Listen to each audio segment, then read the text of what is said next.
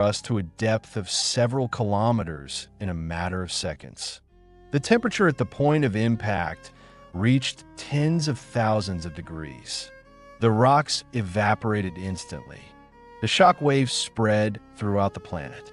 A kilometer-high tsunami washed away everything in its path. But the worst thing began later.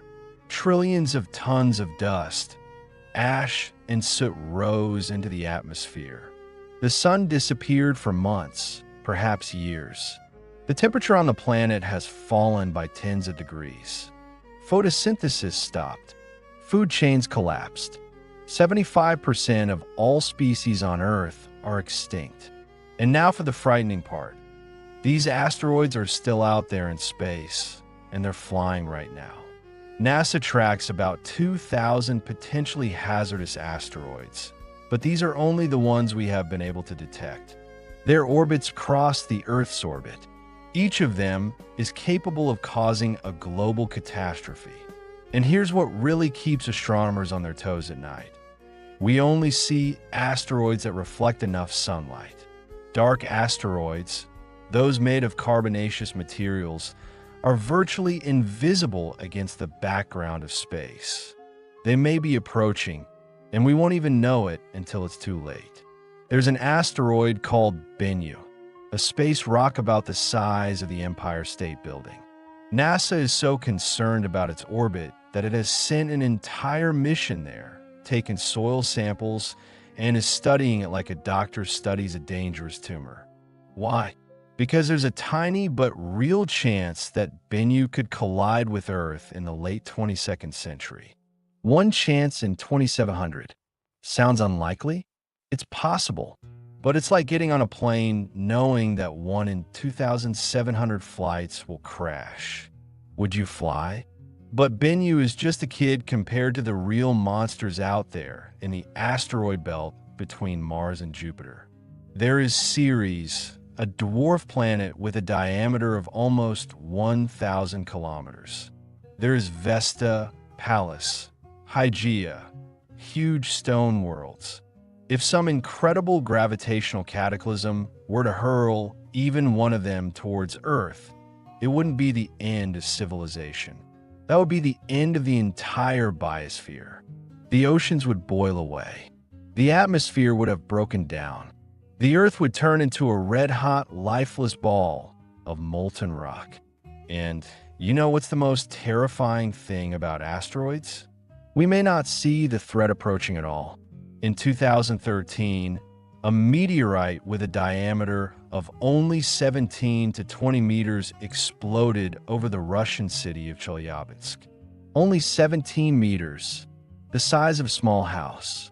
But the blast wave shattered windows in thousands of buildings, injuring more than 1,500 people.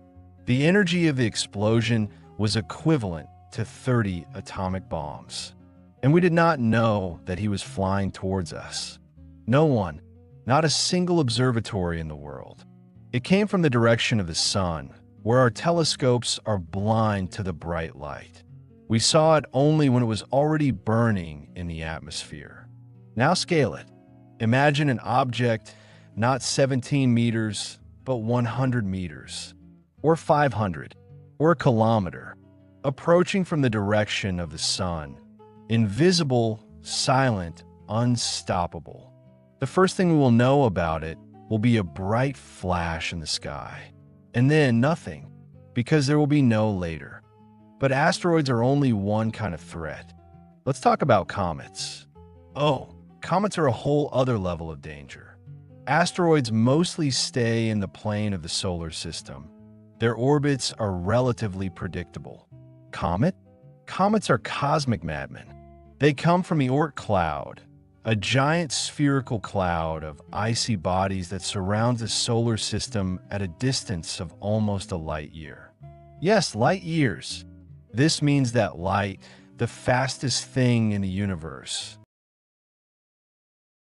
travels from the sun to the edge of the Oort cloud for an entire year. There are comets in this bombs there. in the cold and darkness. Time bothers them. A passing star, a gravitational perturbation, a collision between comets. And one of them begins to fall toward the inner part of the solar system. To us, comets move incredibly fast, up to 70 kilometers per second. That's twice as fast as most asteroids. This means much more kinetic energy in a collision. The energy of the impact is proportional to the square of the speed. Remember? Double the speed, quadruple the destructive power. A comet the size of a Chelyabinsk meteorite would produce an explosion 4 times more powerful. A comet the size of a dinosaur killer asteroid, it's scary to even think. But there's more. We may not see a comet approaching until the very last moment. Do you remember Halley's Comet? Its orbital period is 75 to 76 years. We know when it will return. But long-period comets? The ones that come from the Oort cloud? Their orbital period could be millions of years. Or they may never return at all, flying through the solar system once and leaving forever. We can detect such a comet just a few months before a potential collision. A few months to understand that our civilization is coming to an end. In 1994, something happened that made all the astronomers in the world gasp at the same time. Comet Shoemaker-Levy 9 collided with Jupiter. But it wasn't just any comet. It broke up into 21 fragments before impact. And within a week, these fragments bombarded Jupiter one after another. Some of the explosions were so huge that they left dark scars the size of Earth. From Earth, on Jupiter, a planet that is 1,300 times larger than ours in volume. The energy of just one of these impacts was equivalent to 6 million megatons of TNT. This is 300 million Hiroshima. If even one of these fragments had made it to Earth, we wouldn't even have memories. And Jupiter, by the way, is our protector. Its gravity is constantly intercepting comets and asteroids that could fly towards the inner planets. Jupiter is a cosmic vacuum cleaner, a cosmic guardian who takes the blows for us. But even he can't catch everything. Something slips through. Something always slips through. Now let's talk about something truly terrifying. Gamma ray bursts. If asteroids are bullets and comets are cannonballs, then gamma ray bursts are science fiction death rays that have become a reality. These are the brightest events in the universe. When a gamma ray burst occurs, it shines for a few seconds or minutes brighter than all the stars in its galaxy combined. All, hundreds of billions of stars. And all this energy is focused into 2 narrow beams, like a giant cosmic beacon of death. What causes gamma ray bursts? Usually these are the death of massive stars, hypernovae. When a star 20, 30, 40 times more massive than the sun runs out of fuel, its core collapses into a black hole or neutron star in a fraction of a second. The outer layers of the star collapse inward, then bounce outward in a cataclysmic explosion. And at this moment, 2 beams of pure gamma radiation shoot out at the poles of the dying star. Gamma rays are the most energetic form of electromagnetic radiation. They are so energetic that they can tear apart atoms, split DNA molecules, and destroy all living things. If a gamma ray burst occurs in our galaxy, and one of its rays is directed at Earth, we may not even have time to understand what happened. Gamma rays travel at the speed of light. We will see a flash and at the same time receive a lethal dose of radiation. Not first we will see, and then we will receive.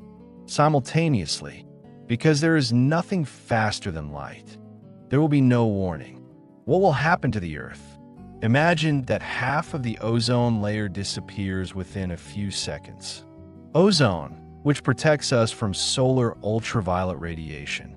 Suddenly, the sun, our source of life, becomes the source of death. Ultraviolet light falls on the surface of the planet without any obstacles. Phytoplankton in the oceans, the backbone of the entire marine food chain, are starting to die. Plants on land receive lethal doses of radiation. Animals going out into the sunlight get skin burns and eye damage. But this is just the beginning. Gamma radiation interacts with the atmosphere, creating huge amounts of nitrogen oxides. These chemical compounds destroy what's left of the ozone layer and cause acid rain all over the planet. Acid rain that destroys crops, poisons water bodies, and kills forests. And then, nuclear winter. The same nitrogen oxides form a brown haze in the upper atmosphere, blocking sunlight. The temperature drops. Photosynthesis slows down to a complete stop. The global food chain is collapsing. Sounds like the end of the world? This can happen at any time.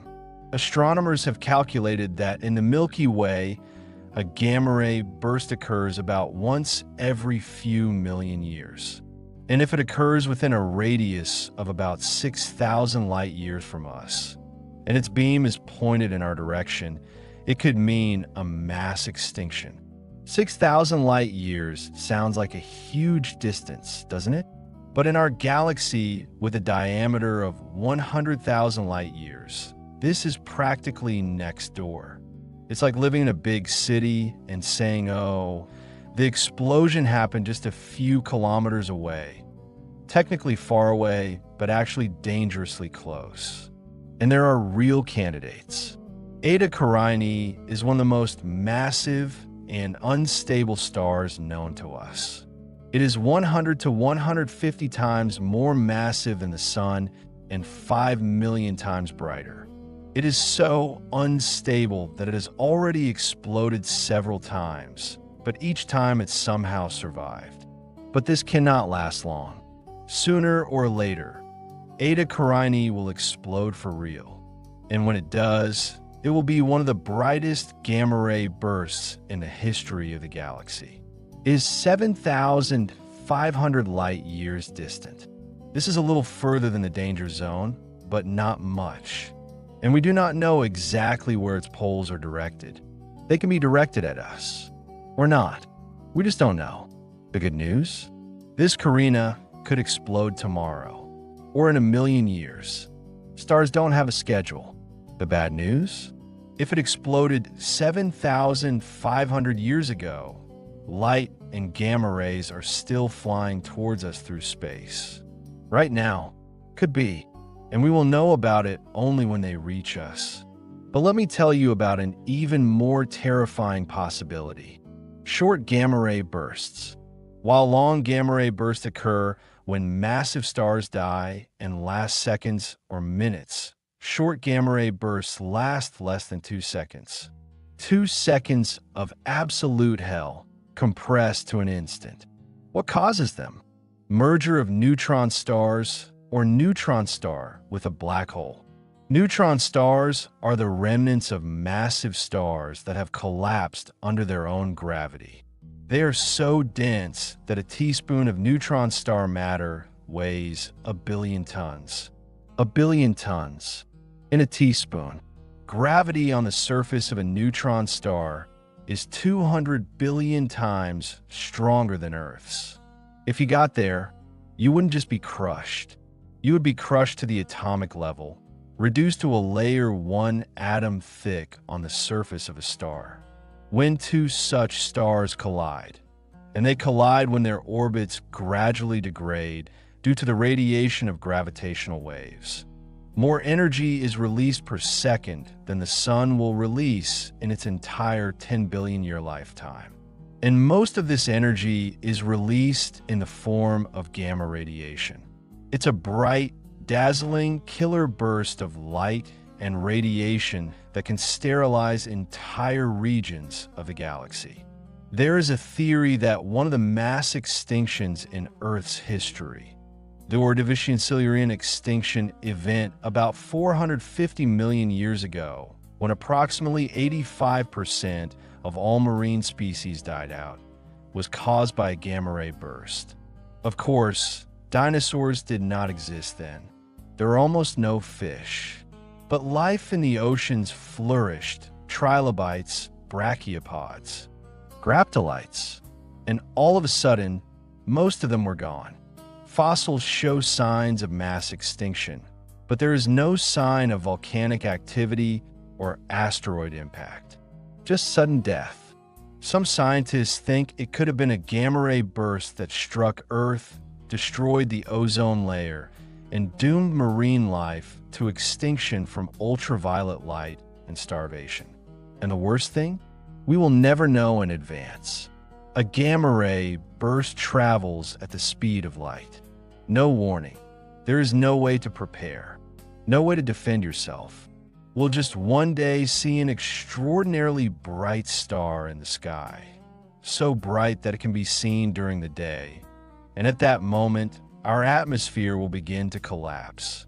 Now let's turn our attention to our home star, the Sun, a huge fusion reactor in the sky that gives us life. Without it, we would be a frozen, lifeless rock drifting in the dark. But the Sun is not just a stable light bulb in the sky. It's a bubbling inferno of plasma, with temperatures of 15 million degrees in the core and magnetic fields so powerful that they can tear apart atoms. Every 11 years, the Sun goes through a cycle of activity. Magnetic fields are rearranged. Sunspots appear and disappear. Coronal mass ejections hurl billions of tons of plasma into space. It is okay. This is natural. This has been happening for billions of years. But sometimes, very rarely, the Sun does something truly extraordinary. Something terrifying. A superflare. In 1859, what is now called the Carrington Event took place. British astronomer Richard Carrington was observing the Sun, thankfully through the appropriate filters, when he saw a bright flare on the surface. For the next 17 hours, a cloud of magnetized plasma raced toward Earth. When it reached our planet, the light show began. The northern lights were visible all the way to the Caribbean islands and Hawaii. People in the Rocky Mountains would wake up at night thinking it was morning and start making breakfast until they realized it was just a glow in the sky. Telegraph systems around the world were going crazy. Operators received electric shocks. Telegraph paper lit up right in the machines. Some telegraph lines continued to operate even after they were disconnected from power sources. The induced magnetic currents were so strong. Sounds beautiful, doesn't it? But let's fast forward to 2025.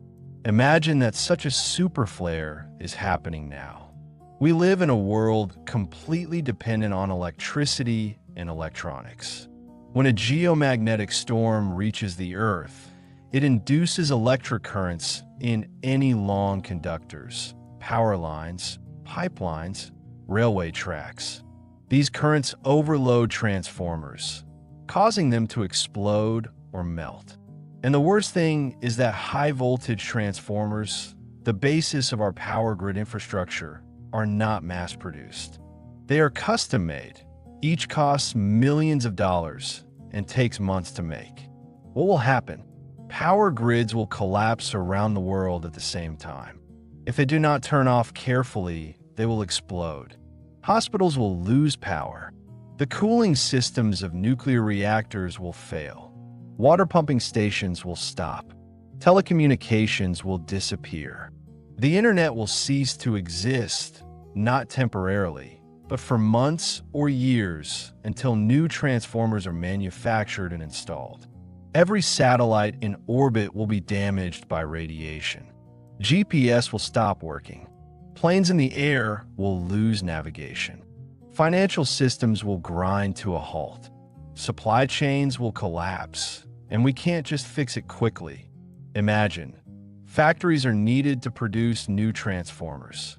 In order for factories to work, electricity is needed. To have electricity, you need transformers. It's a vicious circle. Civilization will fall into a trap from which it will be incredibly difficult to get out. The National Academy of Sciences has estimated that a super flare on the scale of the Carrington event today would cause $2 trillion in damage in the first year alone, and recovery would take 4 to 10 years. 10 years without electricity. Imagine this. Modern society simply cannot function. People will start dying within weeks. Not from the outbreak itself, from the consequences. From the lack of water, because the pumps do not work. From the lack of food, because supply chains are destroyed and refrigerators do not work. From the lack of medical care. From the cold in winter and the heat in summer. From diseases because the sewerage systems failed. Cities will turn into death traps. Millions, perhaps billions of people will die not from cosmic radiation, but from the collapse of infrastructure. And here's what really worries scientists. Carrington's event was powerful, but not the most powerful possible. In 2012, on July 23rd, the sun ejected a super flare about twice as powerful as the Carrington event. It swept exactly through the part of the Earth's orbit where our planet was a week earlier.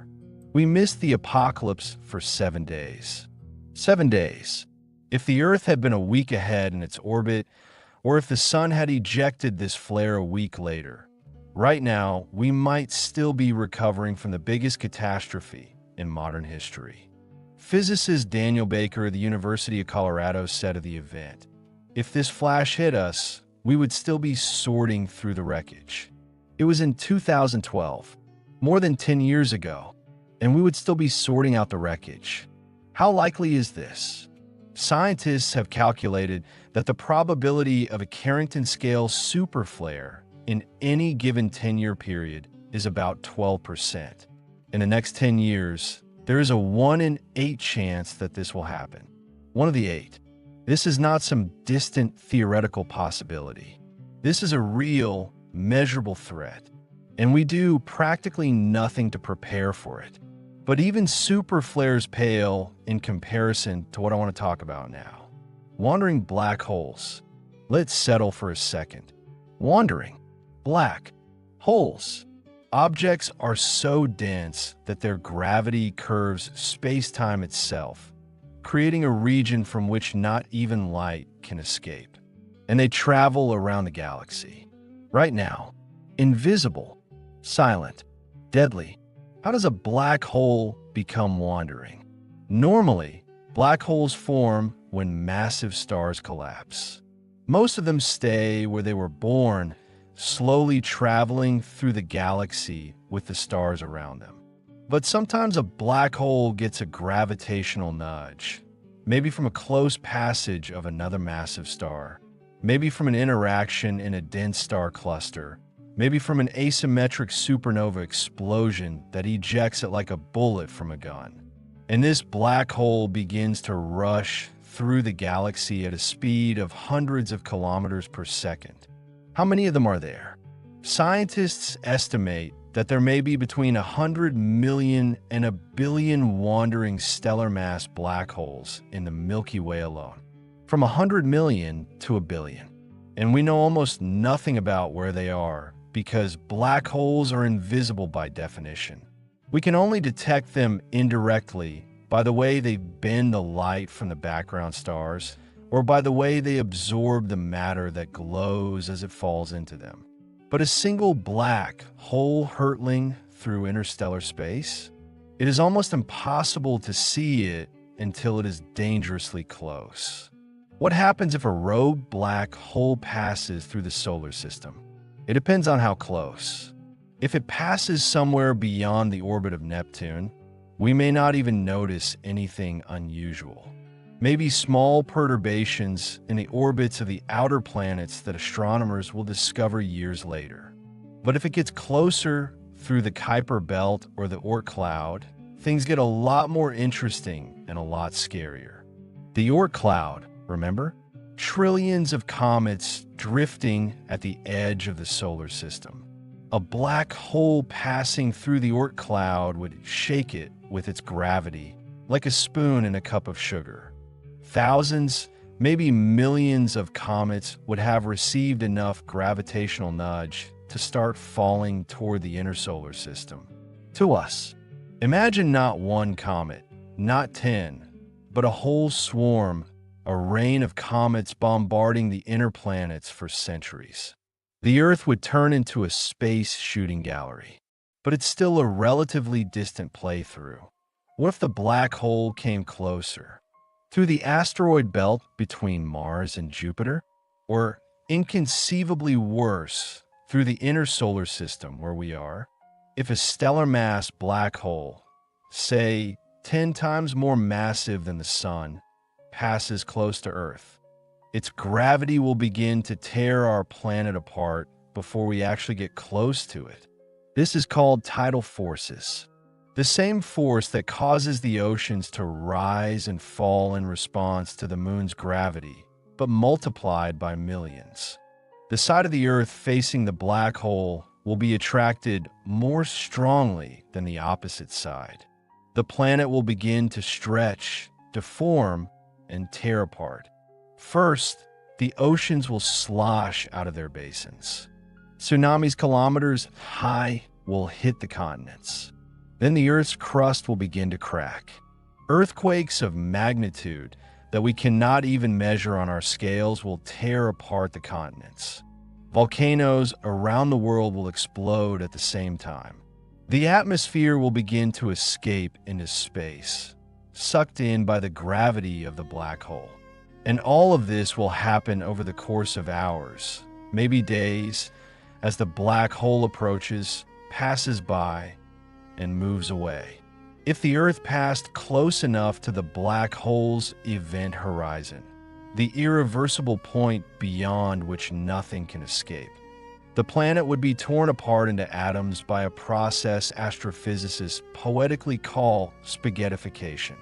The gravitational forces would differ so much between one end of the object and the other that everything would stretch into long, thin strands like spaghetti. That would be, quickly at least, an unpleasant consolation. But here's the question that should keep you up at night. Could a rogue black hole be heading toward us right now? The answer is, we don't know. We can't know. An Earth-sized black hole would be invisible against the background of space. We could only detect it by gravitational microlensing. As it passes between us and a distant star, its gravity bends and amplifies that star's light. But this requires the black hole, the Earth, and the background star to line up almost perfectly. And even then, we would only see a brief flash of the star's brightness, lasting hours or days. By the time we realized that this was a black hole and not just an anomaly, it could be very close. In 2011, astronomers discovered what may have been a rogue black hole in the constellation Sagittarius, about 20,000 light years away. They only noticed it because it was just passing in front of the background star. If it hadn't aligned perfectly, we would never have known it was there. How many more are there, invisible, unknown, traveling through the galaxy? And there's something else that is really frightening. Supermassive wandering black holes. At the center of every large galaxy is a supermassive black hole, an object with a mass millions or billions of times greater than the Sun. The Milky Way has a mass of about 4 million solar masses, Sagittarius A-. Normally, these monsters stay at the centers of their galaxies, but when two galaxies collide, and galaxies collide, it's common in space. Their central black holes eventually merge. Sometimes, during a merger, gravitational waves emitted asymmetrically give the combined black hole such a powerful push that is ejected from the galaxy entirely. at a speed of thousands of kilometers per second. Such a supermassive wandering black hole passing through the Milky Way would be. Catastrophic is hardly an adequate word. Its gravity would perturb the orbits of stars light years away. Entire star systems would be ejected from the galaxy or sent into chaotic new orbits. If such an object were to pass somewhere within a few hundred light years of the solar system, gravitational perturbations could alter the sun's orbit around the center of the galaxy, sending us into regions with a higher density of stars, more supernovae, and more radiation. Or they could send us to the edge of the galaxy, into a cold, dark void where new stars almost never form. Scientists have calculated that there may be billions of such expelled supermassive black holes hurtling through intergalactic space in the observable universe. Most of them are far, too far away to ever pose a threat. But majority does not mean all. And the universe is 13.8 billion years old. There was plenty of time for strange, unlikely events. Let me tell you about one of the most disturbing discoveries of recent years. In 2017, astronomers discovered a star hurtling out of our galaxy at a speed of 1,700 kilometers per second, fast enough to break free from the gravitational pull of the Milky Way and escape into intergalactic space forever. What could accelerate a star to such an incredible speed? The most likely explanation is that it was part of a binary system that got too close to the supermassive black hole at the center of the galaxy. One star was captured by a black hole, the other was ejected like a stone from a sling. If black holes can do this to stars, objects hundreds of thousands of times more massive than Earth, imagine what they could do to us. But wait, it's getting even scarier. Primordial black holes. These are theoretical black holes that could have formed in the first moments after the Big Bang, from density fluctuations in the early universe. They didn't require a star to collapse, so they could be any size, from subatomic to star mass or larger. And if they exist, there could be many of them. Lots of.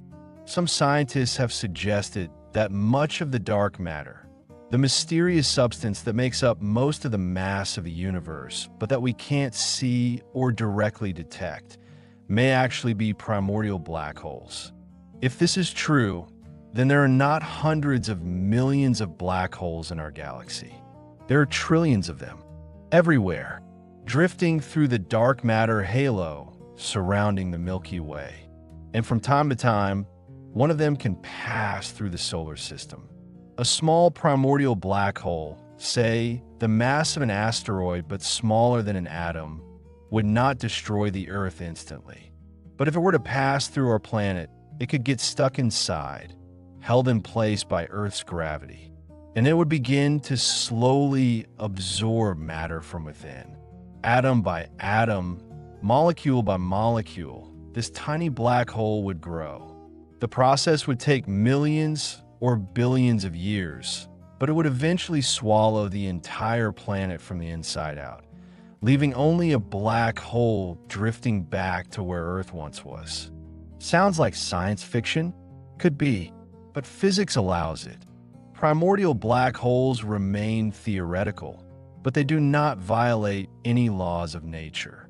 They can exist, and if they do, we have absolutely no way to detect a small one unless it goes right through the detector or causes a noticeable gravitational effect. They would be perfect hidden killers, permeating the cosmos, invisible, undetectable, unstoppable. Now let's talk about something that keeps astrobiologists anxious: sterilization events. These hypothetical cosmic phenomena are so powerful, so pervasive, that they could sterilize not just one planet, but entire regions of the galaxy at once. We've already talked about gamma-ray bursts, but there's more. Supernova explosions. When a massive star explodes, It briefly shines as brightly as an entire galaxy. But light is the least of the problems. A supernova ejects a huge amount of cosmic rays, high-energy particles moving at almost the speed of light. These particles can damage DNA, cause cancer, sterilize the surfaces of planets. And they continue to come for years, decades, centuries after the explosion, as the shock wave expands through space. If a supernova occurs within about 50 light years of Earth, it could spell a catastrophe for life on the surface. The ozone layer will be damaged. The levels of cosmic rays on the surface will increase hundreds of times. Mutations will increase. Cancer will become an epidemic. But perhaps civilization will survive. We will be able to take shelter, wait out the storms, recover. It's possible, but there is an even more ominous possibility. Kilinovae are explosions during the merger of neutron stars, which we discussed earlier in the context of gamma-ray bursts. These events don't just produce gamma rays. They also produce huge amounts of heavy radioactive elements. When two neutron stars merge, they eject matter enriched in elements heavier than iron, gold, platinum, uranium. A lot of uranium. And these radioactive elements spread through space along with the rest of the emissions. If a kilonova occurs close enough, the Earth could pass through a cloud of these radioactive particles. They will fall into the atmosphere, settle on the surface, and get into food chains. Radioactivity on Earth will increase dramatically. Not as drastically as a nuclear war. It would be spread across the planet and stretched out in time, but enough to significantly increase background radiation by millions of years. Cancer, genetic damage, reduced life expectancy, slow poisoning of the entire biosphere. There is evidence in the geological records of the Earth that something similar happened about 2 to 3 million years ago. Researchers have found isotopes of iron, 60 in deep-sea sediments from that period. Iron, 60, is not produced naturally on Earth. It only forms in supernovae and neutron stars. Its presence on Earth means that a massive explosion has occurred somewhere nearby on a cosmic scale, and its emissions have reached us. Some scientists attribute this to the climatic changes of that period and possibly to the extinction of some species of marine organisms. We survived it, but it was close, and everything becomes even more interesting. In recent years, astronomers have begun to realize that our position in the galaxy is not accidental. The solar system is located in what is called the Galactic Habitable Zone, a region not too close to the center of the galaxy, where supernovae and other catastrophes are too frequent and not too far away at the edge, where the heavy elements necessary for life are too scarce. We're in the Goldilocks area, just right. But even in the Galactic Habitable Zone, we are not safe. The Sun orbits the center of the Milky Way, completing a complete rotation in about 225 to 250 million years. This is called a galactic year. And as this rotation progresses, we pass through different regions of the galaxy. Sometimes we pass through the spiral arm, a region with a lot of young, hot, massive stars that live fast and die young in supernova explosions.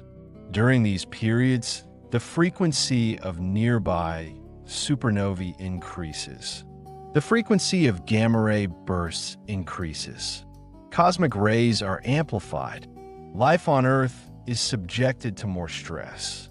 Some scientists have suggested that mass extinctions in Earth's history correlate with our passages through the spiral arms of the galaxy.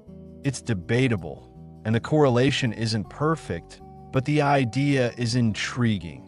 Perhaps our biological history has been shaped in part by our space travel, our rotation around the galaxy, our encounters with various cosmic threats.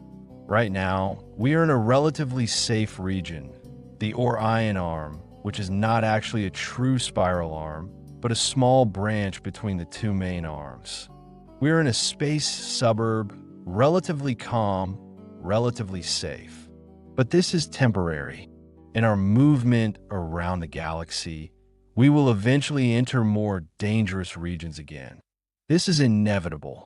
The only question is when and what will happen then. Now let me tell you about something really mind-blowing. False vacuum. It's one of the scariest ideas in all of physics, in part because if it happens, there will be absolutely no warning and no way to escape. None at all. Here's the idea. Quantum field theory suggests that a vacuum, empty space, actually has energy. It's not just nothing. This is the quantum field in its lowest energy state. But what if our lower energy state is not actually the lowest? What if there's an even lower energy state and our vacuum is actually metastable, stable for now, but not truly stable? This would be what physicists call a false vacuum. If this were true, then quantum fluctuations or a high-energy event could create a tiny bubble of true vacuum somewhere in the universe. A vacuum in its truly lowest energy state. And this bubble would begin to expand at the speed of light. As it expands, it would turn a false vacuum into a true vacuum. And here's the horror. In a true vacuum, the laws of physics can be different. Atoms can be unstable. Chemistry may not work. Stars could not exist. Life would be impossible. This bubble of true vacuum would expand in all directions at the speed of light, destroying everything in its path. And remember, nothing moves faster than light. This means that there can be no warning. Generally, the light from the approaching wall of destruction will reach you at the same moment as the wall itself. You won't see her coming. For an instant, the universe exists. The next moment, she's gone.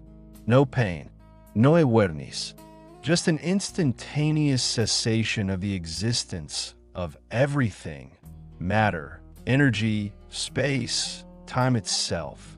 And the most frightening thing in all this? Such a bubble could have begun to expand somewhere far away in the universe billions of years ago. Right now, it could be hurtling toward us through space, erasing galaxies, destroying civilizations, overriding the laws of nature.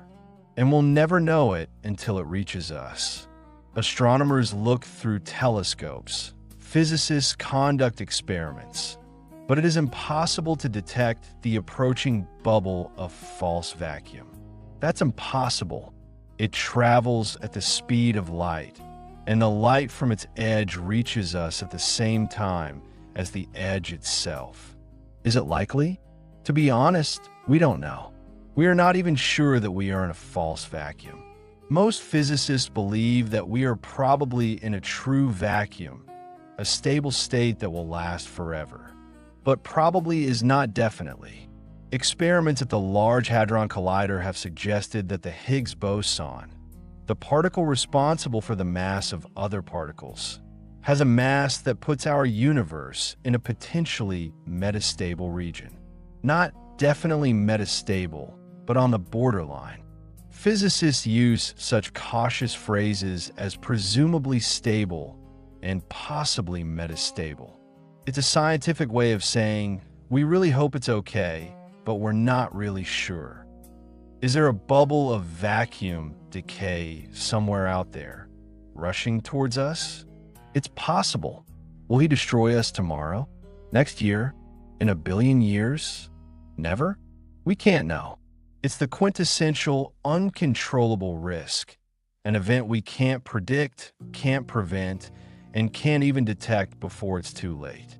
All we can do is hope that the calculations are correct and that we are in a true vacuum.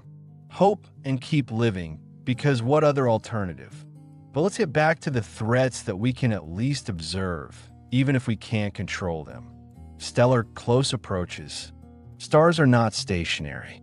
They move around the galactic center, each in its own orbit, each at its own speed. Most stars will never approach each other. The distances between stars are huge compared to their sizes. But sometimes, very rarely, two stars pass close enough for their gravity to begin to affect each other's planetary systems. The nearest star to us is Proxima Centauri, just over 4 light-years away. It seems close, and by cosmic standards it is, but gravitationally it has almost no effect on us at all. But what if the star passed not 4 light-years away, but say half a light-year, or closer? Simulations show that a star passing within 1 light-year of the solar system could significantly perturb the Oort cloud. Hundreds or thousands of comets would receive enough gravitational push to start falling towards the inner solar system. Over the next million years, we would experience a significant increase in cometary bombardments. Not an immediate apocalypse, but a vastly increased risk over a vast period of time. If the star were to move even closer, within a few thousand astronomical units, it could begin to perturb the orbits of the outer planets. Neptune, Uranus, even Saturn could receive gravitational jolts that alter their orbits. And this would have a cascading effect. The orbital resonances between the planets would change. The gravitational interactions that have kept the inner solar system stable for billions of years could have been disrupted. The Earth's orbit could become more eccentric, leading to extreme climate fluctuations. Or, in a worst-case scenario, the Earth could be thrown into an orbit that brings it too close to the Sun or too far away, making life impossible. And in a truly extreme scenario, if the star were to pass just a few hundred astronomical units closer than the farthest Kuiper Belt objects, it could actually capture planets. Mars, Earth, even Venus could be ripped out of their orbits by the gravity of a passing star and swept away to become orphan planets, frozen worlds drifting through the interstellar void forever. How likely is this? Quite rarely, fortunately. Astronomers have calculated that the star passes within 1 light-year of the Sun about once every few 100,000 years. A really close approach within a few thousand astronomical units occurs perhaps once every few tens of millions of years. But rarely does not mean never. And we know about some stars that are moving in our direction. Gliese 710 is a red dwarf that is currently about 64 light-years away, but it is moving towards us. In about 1.3 million years, Gliese 710 will pass through the Oort cloud, perhaps only 10,000 to 13,000 astronomical units from the Sun. This will not affect the planets directly, but it will definitely agitate the Oort cloud. The number of comets falling into the inner solar system will increase. Humanity 1.3 million years into the future, if we still exist, will face an increased risk of cometary impact for tens or hundreds of thousands of years after the encounter. 1.3 million years sounds like a long time, doesn't it? But from a geological point of view, it's just a blink of an eye. Dinosaurs became extinct 66 million years ago. Humans have existed in one form or another for about 2 to 3 million years. Civilization has existed for only a few thousand years. Who or what will we be in 1.3 million years? Will we still be on Earth? Will we be recognizable as humanity at all?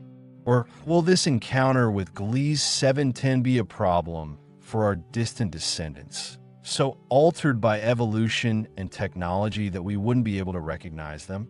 But there are also threats closer in time. Let's talk about the Earth's magnetic poles.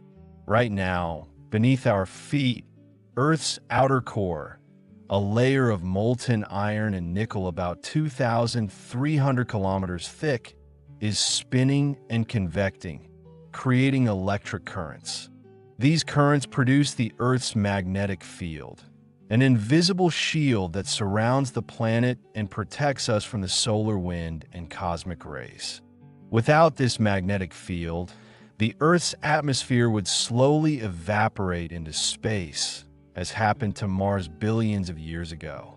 But here's the thing: this magnetic field is not stable.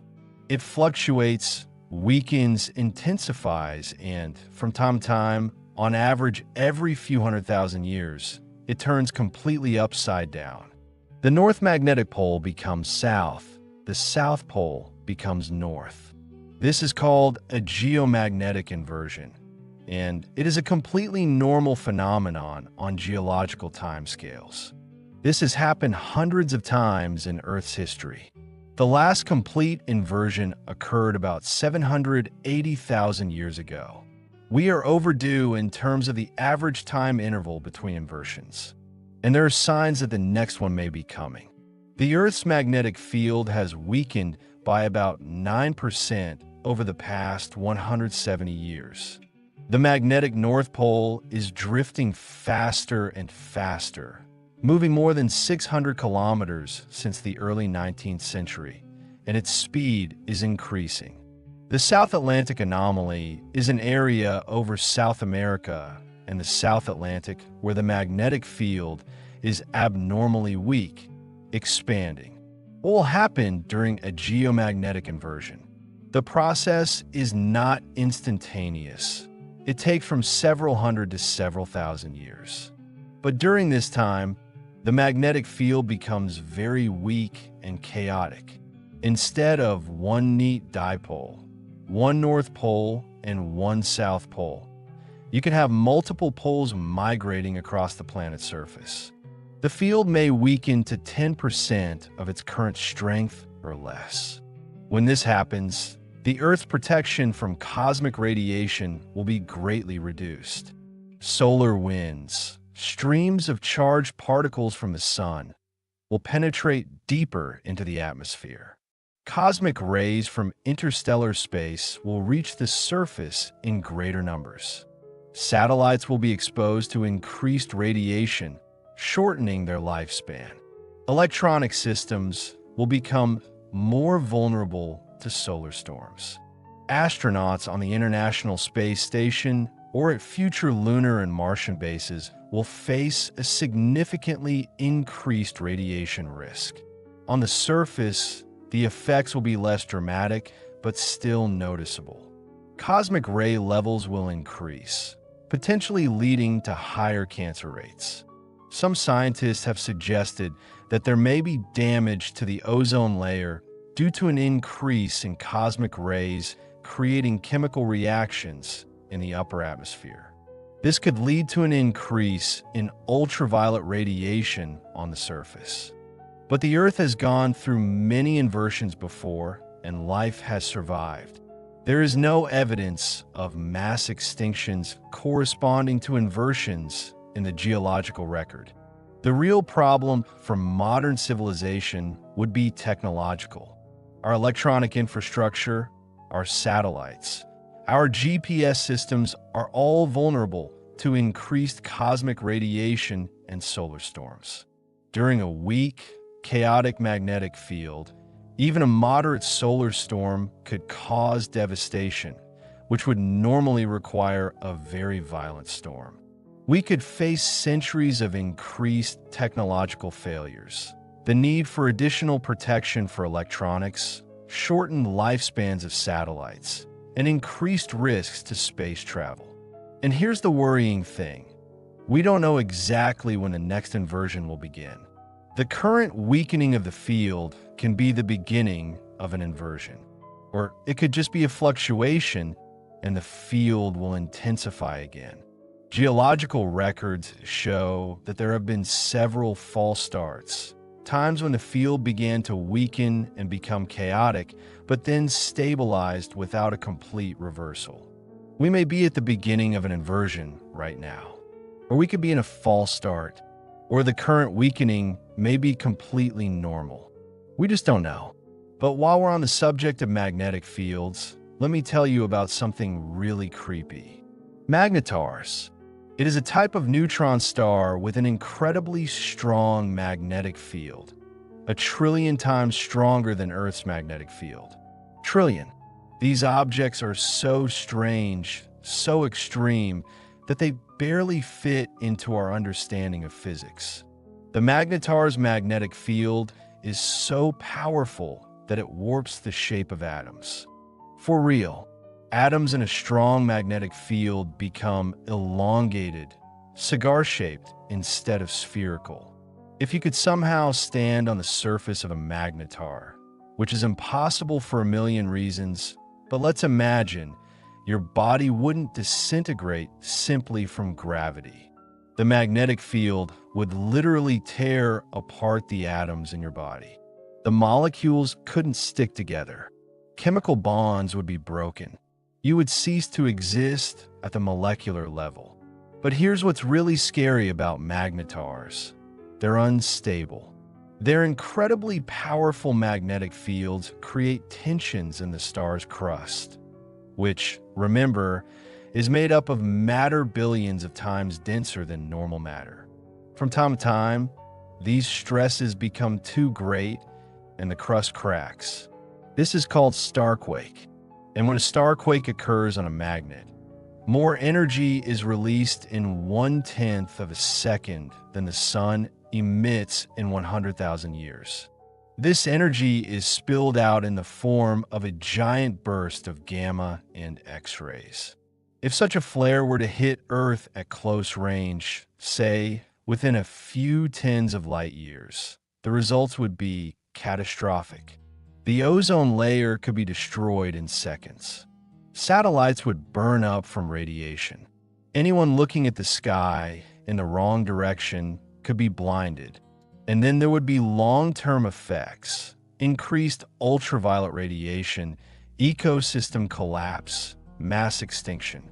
In December 2004, the magnetar SGR 1806-20 produced the most powerful flare ever observed from any object outside the solar system. This star is located about 50,000 light years away on the other side of the galaxy. And yet, when its radiation reached Earth, it disrupted the satellites, affected the Earth's atmosphere, and temporarily blinded some astronomical instruments. From a distance of 50,000 light years, if this magnetar were within 10 light years, the same flare could have triggered a mass extinction event on Earth. Fortunately, there are not many known magnetars, and none of them are very close to us. The nearest confirmed magnetar is about 13,000 light years away. But there's a problem. We're not sure how many magnetars there are. They emit radiation only when they are active, when starquakes occur. A sleeping magnetar would be almost invisible. It could have been much closer, and we wouldn't have known it until it suddenly woke up and spewed a burst of radiation in our direction. Now let me tell you about something completely different, but just as frightening. Interstellar objects. In 2017, astronomers discovered something unprecedented, an object passing through the solar system that was clearly not from our solar system. He was in a hyperbolic orbit, a trajectory that meant that he came from interstellar space and was about to return to the same place. He was named Oumuamua, a Hawaiian word meaning roughly scout. Oumuamua was weird. It was elongated, perhaps 10 times as long as it was wide. It was spinning, tumbling through space, and it accelerated as it moved away from the sun, not just from gravitational interactions, but from some small extra force that scientists are still discussing. It may have been the degassing of ice turning to steam when heated by the sun, acting like a tiny rocket engine.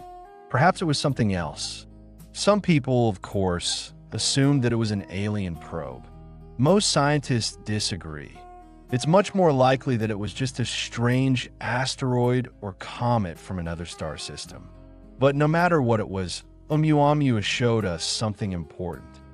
Interstellar objects pass through our solar system, probably quite often. Since then, we have discovered at least one other interstellar object, Comet 2I/Borisov in 2019. And astronomers now estimate that interstellar objects can pass through the inner solar system several times a year. We just can't see most of them because they're dark, fast, and small. See, why does it matter? Well, most interstellar objects are harmless, just space junk passing by. But not all of them are small. In space, there are orphan planets, planets ejected from their star systems by gravitational interactions, drifting through the interstellar void, lonely and cold. Some estimates suggest that there may be more such orphan planets than there are stars in the galaxy. Billions or trillions of frozen worlds wandering in the dark. What happens if an orphan planet passes through the solar system? It depends on its size and trajectory. A small planet passing through the outer system could simply perturb the orbits of some comets and leave. But a large planet, say a super-Earth several times more massive than Earth, or an ice giant the size of Neptune, passing through the inner solar system, that would be a disaster. Its gravity would perturb the orbits of all the planets it passes through. Mars could have been ejected from the solar system entirely. The Earth could be shifted into a new orbit, perhaps more eccentric, perhaps tilted, perhaps altered enough to make the climate uninhabitable. In a worst-case scenario, the Earth could collide with a passing planet, merging in a terrifying apocalyptic collision that would melt both planets and possibly shatter them into debris, which would eventually reassemble into one large molten mass. Everything on both planets would be destroyed. How likely is this? Extremely rare. Space is vast and planets are small. Even if trillions of orphan planets are drifting through the galaxy, the chances that one of them will pass close enough to the solar system to cause harm are incredibly small.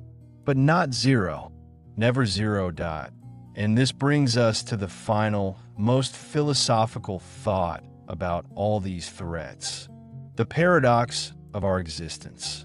We live on a fragile planet surrounded by space, full of objects that could destroy us at any moment. Asteroids rush in their orbits. Comets fall from the Oort cloud. Gamma ray bursts cut through the galaxy at the speed of light. The sun is bubbling and exploding. Black holes drift in the dark. Magnetars crackle and spew radiation. Interstellar objects rush past. Space itself can be metastable, ready at any moment to move into a new state that will destroy everything. And yet life goes on. We wake up in the morning, go to work, love, laugh, make plans for the future. We have created civilization, art, science, technology. We've sent probes to the edges of the solar system and beyond. We split the atom and uncovered the genetic code. We look through telescopes at galaxies billions of light years away, trying to understand our fate. The fact is that life on Earth has been around for almost 4 billion years. During this time, countless cosmic catastrophes have occurred somewhere in the universe. The stars exploded, black holes collided, gamma ray bursts have traced the cosmos. And yet the Earth survived. Life survived. We survived. There have been 5 major mass extinctions in Earth's history, events when more than half of all species went extinct. Each time, life was restored. Sometimes it took millions of years, but life found a way. After the extinction of the dinosaurs, mammals rose, diversified, and filled ecological niches. In the end, some of them became us. If the asteroid hadn't killed the dinosaurs, humans probably would never have evolved. Disaster for some species has become an opportunity for others. This does not mean that we should be complacent. We are not dinosaurs unable to change our fate. We have the technology, the intelligence, the ability to anticipate and potentially prevent some of these threats. NASA and other space agencies are actively tracking near-Earth asteroids. The DART mission in 2022 successfully changed the orbit of an asteroid by hitting it with a spacecraft, the first ever planetary defense proof of concept. We can defend ourselves against asteroids, at least in theory, if we detect them early enough. We are improving our understanding of space weather, solar flares, geomagnetic storms. We can build more resilient infrastructure, protect critical systems, and prepare for superflares. We are not helpless, but we are powerless against some threats. We can't stop a gamma ray burst. We can't deflect a wandering black hole. We cannot prevent a vacuum from decaying. All we can do is know that these dangers exist, understand the risks, and perhaps eventually develop the technology to become a multi-planetary, multi-system, even multi-galactic species. To spread humanity so widely that no catastrophe, no matter how horrific, can destroy us completely. Elon Musk talks about making life multi-planetary. It's not just about exploration or adventure. It's about survival. It is about ensuring that everything we have created, everything we are, is not destroyed in one cataclysmic event.